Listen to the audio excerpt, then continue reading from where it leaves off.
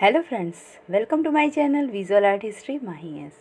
Friends, ये मेरा 16th mock test है। मैंने 15th मॉक टेस्ट करा चुके हैं अभी।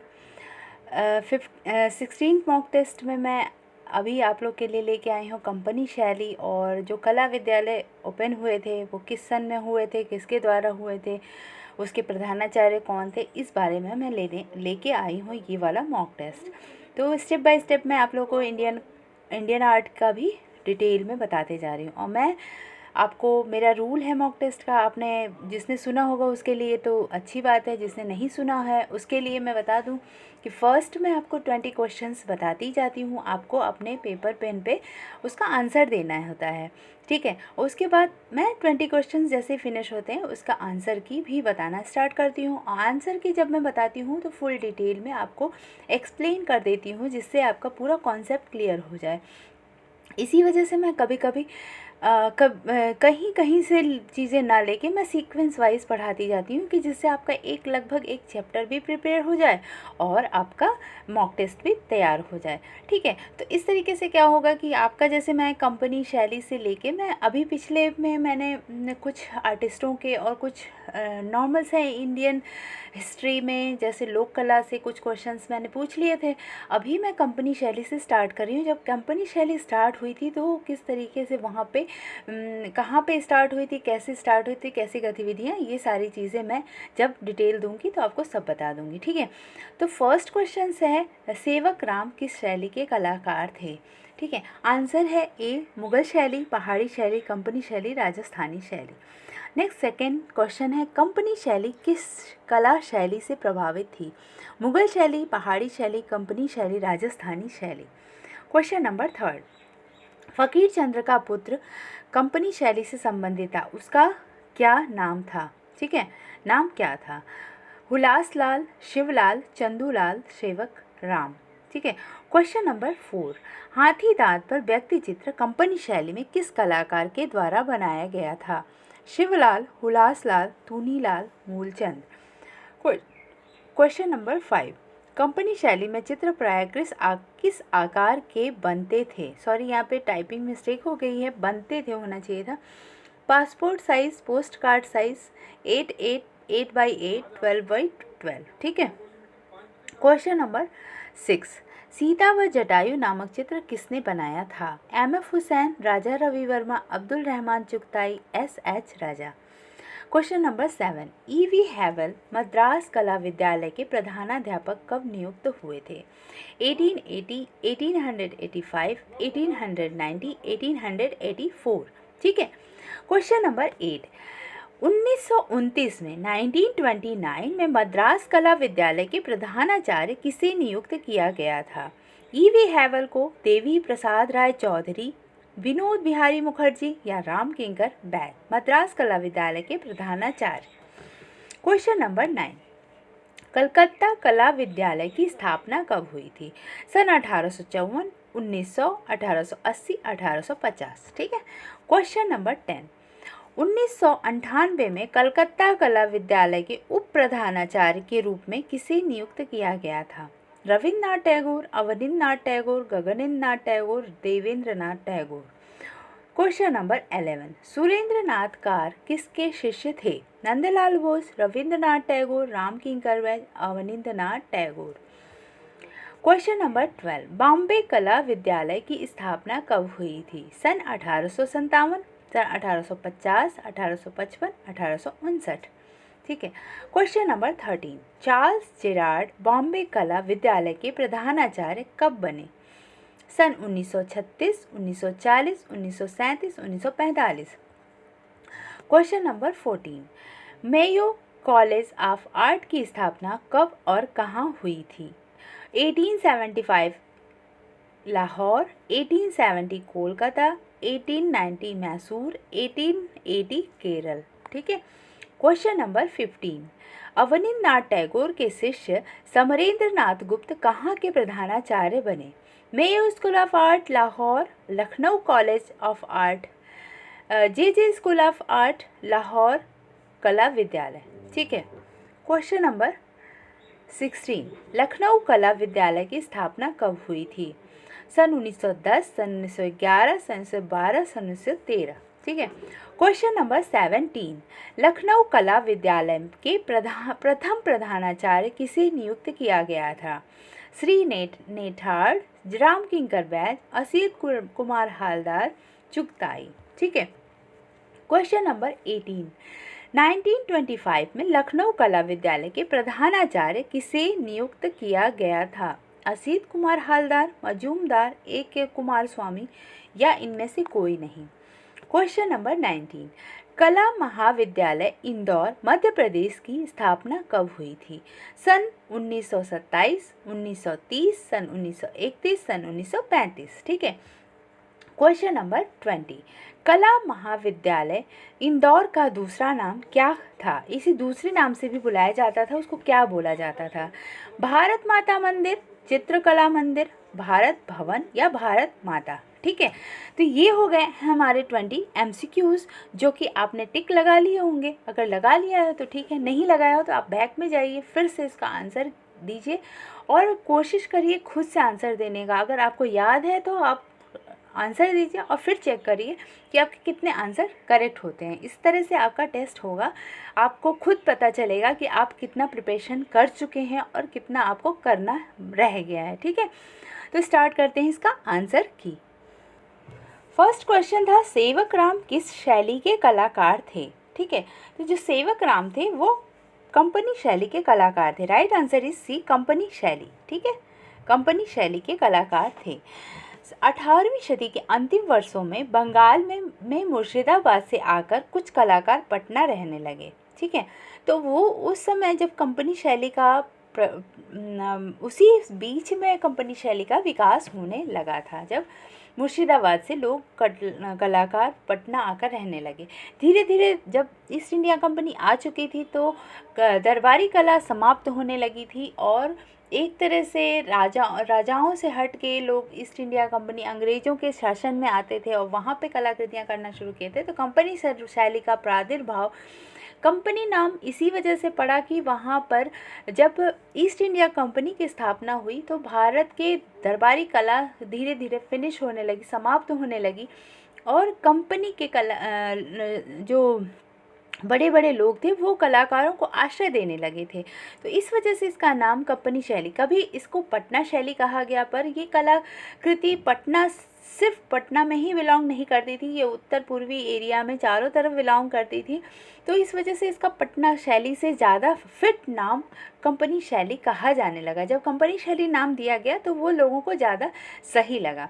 ठीक है। क्वेश्चन नंबर 2, कंपनी शैली किस कला शैली से प्रभावित थी?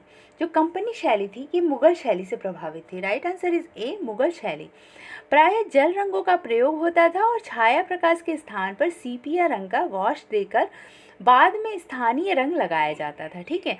रंगों में मुगल जैसी चमक नहीं थी।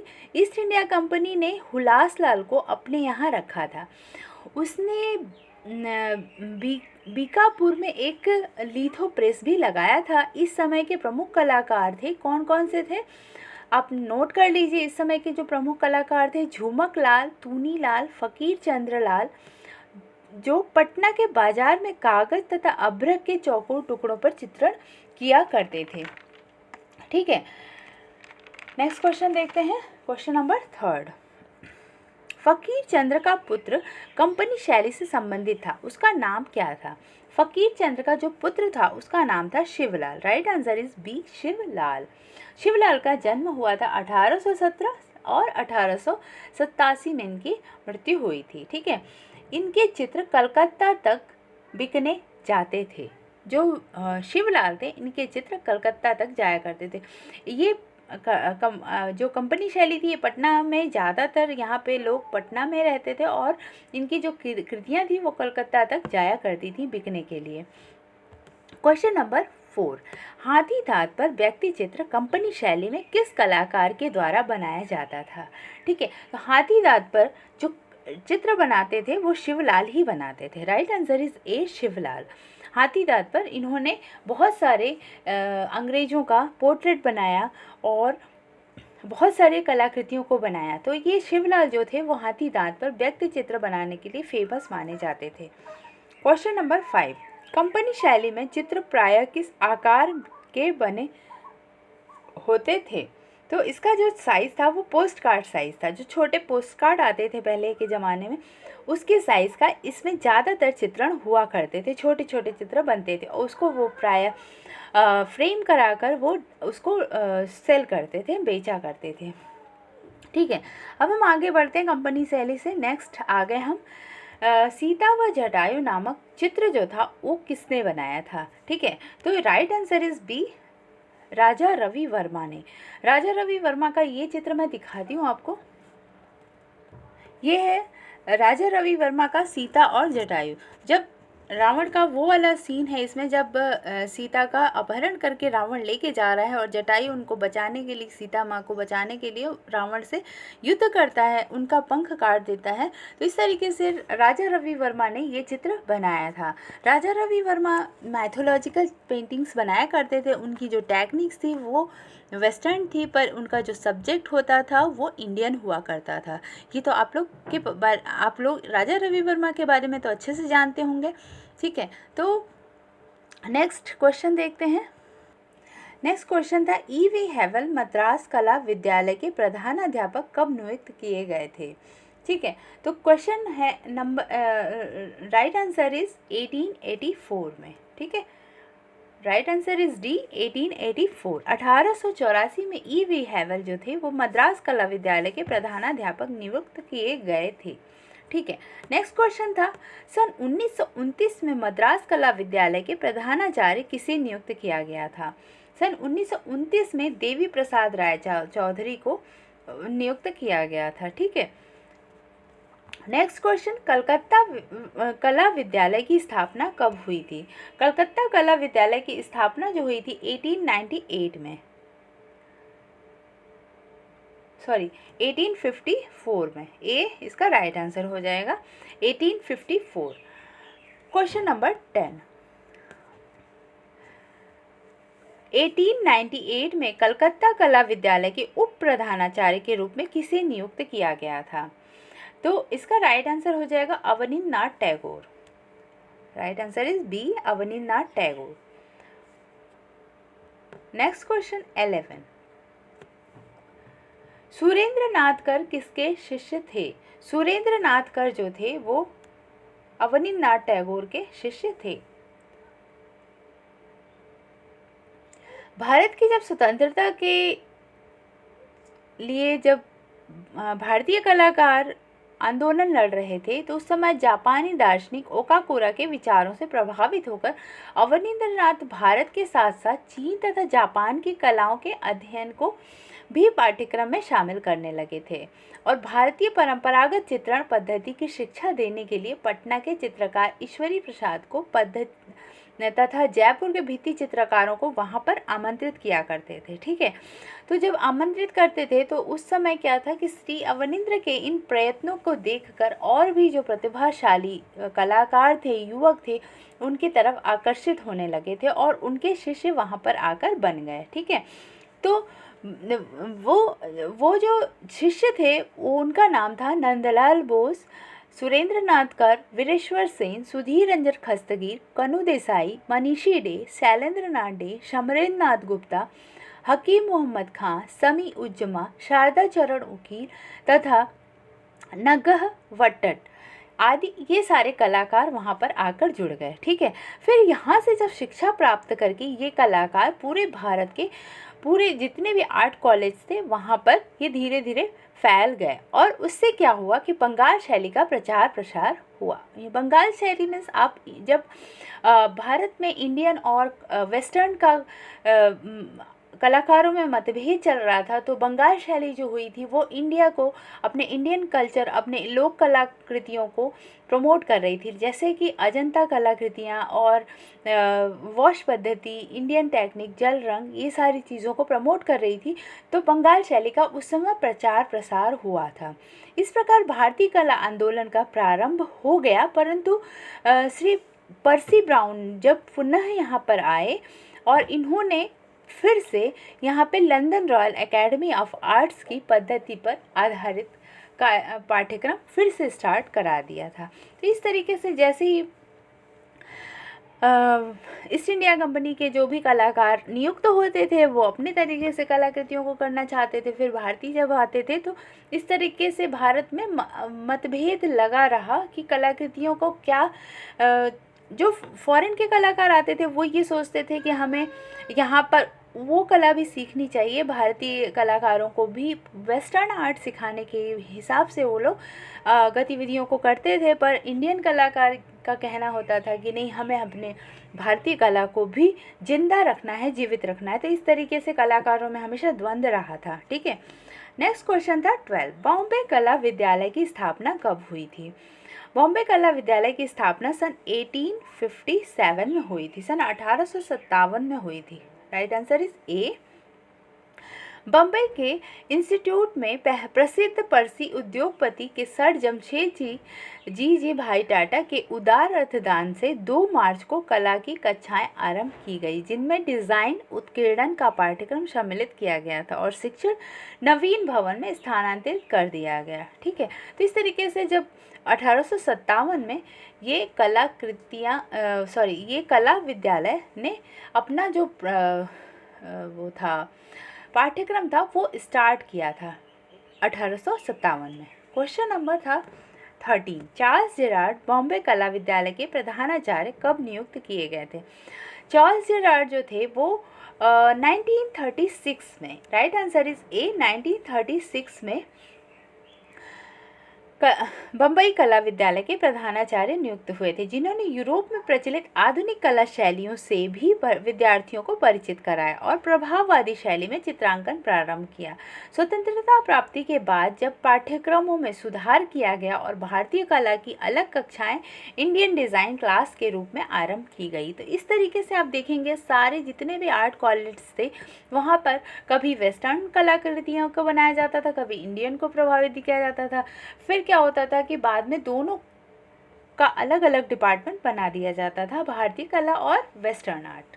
ठीक है, नेक्स्ट क्वेश्चन था 14, मेयो कॉलेज ऑफ आर्ट की स्थापना कब और कहाँ हुई थी? मेयो कॉलेज ऑफ आर्ट की स्थापना 1875 लाहौर में हुई थी। ठीक है, राइट आंसर इज ए, 1875 ईस्वी में लाहौर में हुई थी। सन 1875 ईस्वी में कला विद्यालय आरंभिक अलंकारिक तथा उपयोगी कलाओं जैसे डेकोरेटिव और अप्लाइड आर्ट्स की उच्च कोटि की शिक्षा प्रदान करने के लिए किया गया था। यहाँ मुख्य रूप से काष्ठ शिल्प, वास्तुशिल्प, तांबे की कलाकृतियाँ तथा सजावटी उपकरणों की ढलाई और अभियांत्रिकी की शिक्षा दी जाती थी। ठीक है, मेयो कॉलेज ऑफ आर्ट में शिल्प कला के ऊपर ज़्यादा फोकस किया गया था। नेक्स्ट क्वेश्चन, अवनींद्रनाथ टैगोर के शिष्य समरेंद्रनाथ गुप्त कहाँ के प्रधानाचार्य बने? तो ये Mayo school of art Lahore के प्रधानाचार्य बने थे। इनके जब यहाँ पे नियुक्ति हो गई थी तो बंगाल शैली का प्रभाव बढ़ने लगा था, जिससे अवनींद्र बाबू के ही एक अन्य शिष्य चित्रकार मोहम्मद अब्दुल रहमान चुगताई ने एक विशिष्ट शैली का विकास किया जो अत्यंत आकर्षक है, साथ ही अलंकारपूर्ण है।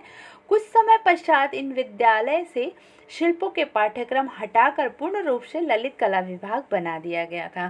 शिल्प और ललित कला डिफरेंट होता है। शिल्प कला एक तरह से आपको जो लकड़ी से टॉयज़ बनाना, वुडन थिंग्स बनाना और ये सब चीज़ें होती हैं शिल्प से रिलेटेड, और ललित कला होता है पूरी तरह से आपका पेंटिंग से रिलेटेड, स्कल्पचर से रिलेटेड। ठीक है, तो ये इस तरीके से मेयो स्कूल ऑफ आर्ट जब हुआ था, जब चुगताई और क्या नाम था इनका, समरेंद्रनाथ गुप्त आ गए थे, तब ये पाठ्यक्रम पूरी तरह से ललित कला में कन्वर्ट कर दिया गया था। ठीक है, नेक्स्ट कॉलेज के बारे में हम पढ़ेंगे, लखनऊ कला विद्यालय की स्थापना कब हुई थी? लखनऊ कला विद्यालय की स्थापना सन 1910 में हुई थी। राइट आंसर इज बी, सन 1910। मैंने पिछले क्वेश्चन पेपर को सॉल्व कराते वक्त बताया था कि गोगी सरोज पॉल जो थी वो लखनऊ कला विद्यालय की छात्रा थी और वो बाद में बहुत ही बड़े मुकाम पर पहुंच गई। आज वो इंटरनेशनल आर्टिस्ट के रूप में उनकी ख्याति प्राप्त है। ठीक है, नेक्स्ट क्वेश्चन देखते हैं 17, लखनऊ कला विद्यालय के प्रथम प्रधानाचार्य किसे नियुक्त किया गया था? जब पहले प्रधानाचार्य नियुक्त किया गया था वो थे श्री नेटहार्ड। अंग्रेजी थे ये, श्री नेटहार्ड। राइट आंसर इज ए, पहले थे ये। ठीक है, नेक्स्ट क्वेश्चन देखते हैं। सन 1925 में लखनऊ कला विद्यालय के प्रधानाचार्य किसे नियुक्त किया गया था? जब 1911 में इसकी स्थापना हुई लखनऊ कला विद्यालय की, 1925 मीन्स आपको 14 ईयर्स बाद असीत कुमार हलदार को यहाँ का प्रधानाचार्य नियुक्त किया गया था। राइट आंसर इज ए, असीत कुमार हलदार। कला महाविद्यालय इंदौर के बारे में बात करेंगे। मध्य प्रदेश की स्थापना कब हुई थी? कला महाविद्यालय इंदौर मध्य प्रदेश की स्थापना कब हुई थी? कहा जाता है कि जो कला महाविद्यालय इंदौर था ये बहुत ही फेमस, इसमें से बहुत सारे फेमस कलाकार यहाँ से निकले हुए हैं। जब असीत कुमार हलदार नियुक्त हुए थे तो असीत कुमार हलदार को, जो अवनिंद बाबू के शिष्य थे, उन्होंने भारतीय कला को प्रमुख महत्व देना शुरू किया था। लखनऊ कला विद्यालय की बात अभी हम कर रहे हैं। तो महत्व देने के लिए विद्यालय की शिक्षा पद्धति में सुधार किया। साथ ही कला शिक्षकों के प्रशिक्षण, मीनाकारी, बहुरंगी मुद्रण तथा मूर्ति कला विभागों की स्थापना करके विद्यार्थियों के लिए रोजगार के नए क्षेत्र भी यहाँ पे प्रशस्त किया था असीत कुमार हलदार ने। ठीक है, नेक्स्ट क्वेश्चन था कला महाविद्यालय इंदौर मध्य प्रदेश की स्थापना कब हुई थी? कला महाविद्यालय मध्य प्रदेश की स्थापना सन 1927 में हुई थी। राइट आंसर इज ए, सन 1927 में हुई थी। स्वतंत्र रूप इसको मिला था सन 1927 में ही। अब कला महाविद्यालय के नाम से विख्यात है। नेक्स्ट क्वेश्चन था कला महाविद्यालय इंदौर का दूसरा नाम क्या था? जब कला महाविद्यालय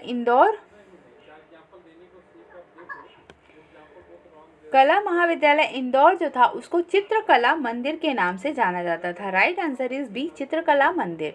इस संस्था के आरंभिक शिक्षक श्री देव दत्तात्रेय देवलालीकर जो थे, जिन्होंने अपना संपूर्ण जीवन कला के शिक्षण और सृजन के लिए समर्पित कर दिया था। इनके शिष्यों में नारायण श्रीधर बेंद्रे, देव कृष्ण जट, शंकर जोशी, मनोहर श्रीधर जोशी, विष्णु चिंचालकर, हजारनीस, सालेगांवकर, देवयानी कृष्ण, लक्ष्मी शंकर राजपूत तथा मकबूल फिदा हुसैन आदि प्रमुख कलाकार यहाँ से ही पास आउट होकर पूरे वर्ल्ड में फेमस हुए थे। इस संस्था के अन्य जो प्रसिद्ध कलाकार थे कंवल कृष्ण, श्रेणिक जैन, R.K. दुबे, M.D. शाखड़कर, बसंत चिंचबड़कर, मीरा गुप्ता, गजेंद्र इस्लामाइल बेग तथा नलिनी चौसालकर आदि ये सब कलाकार वहाँ पर जो इंदौर कला महाविद्यालय से शिक्षा ग्रहण करके पूरे ऑल ओवर वर्ल्ड में ये सारे कलाकार लगभग फेमस हुए थे। ठीक है, तो मेरा मॉक टेस्ट था जो कि आप लोग के लिए कला विद्यालय और आर्टिस्टों का, और थोड़ा बहुत मैंने कंपनी शैली भी ऐड कर लिया। तो इस तरीके से ये आपको 20 क्वेश्चंस काफ़ी अच्छे से मैंने प्रिपेयर करा दिया। ठीक है, तो नेक्स्ट मॉक टेस्ट नंबर 17 मेरा कल आएगा। आप लोग वॉच करिए मेरी वीडियो को, आपको अच्छी लगे तो कमेंट करिए, सब्सक्राइब करिए अगर आप नए जुड़े हो तो, और लाइक करिए please. Thank you for watching my video. Keep watching, keep sharing.